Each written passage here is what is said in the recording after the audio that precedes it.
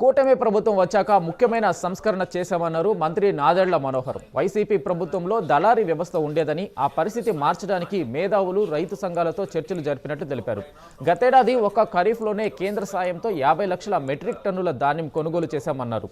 80% ధాన్యం కొనుగోలు చేసే 48 గంటల్లో రైతుల ఖాతాలో వేశామన్నారు. ఇక 36 బ్యాంకులతో మాట్లాడి 24 గంటల్లో డబ్బులు జమ చేస్తామన్నారు. మీరు గతంలో చూశారు ఏ విధంగా దళాలను ప్రోత్సహించి రైతాంగానికి నష్టం కలిగే విధంగా క్షేత్రస్థాయిలో ధాన్యం కొనుగోలు విషయంలో చివరికి ప్రభుత్వం పైన, ప్రభుత్వ అధికారుల పైన, ప్రభుత్వ వ్యవస్థ పైన నమ్మకం కోల్పోయే విధంగా రైతాంగం చాలా బాధాకరమైన సంఘటనలు ఎదురు చూశారు.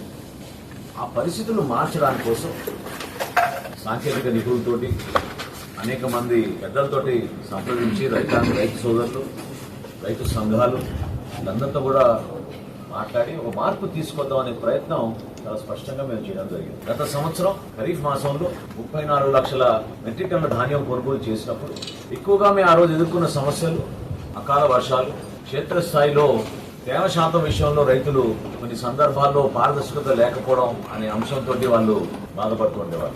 ఈ విషయాలన్నింటినీ కూడా మేము సమగ్రంగా ఆలోచించి ఈ ప్యాడీ ప్రొక్యూర్మెంట్ సీజన్ కి ఈ ధాన్యం కొనుగోలు ఖరీఫ్ మాసానికి అన్ని విధాలుగా సిద్ధమై కేంద్ర ప్రభుత్వంలోని ఫుడ్ కార్పొరేషన్ ఆఫ్ ఇండియా తోటి అక్కడున్న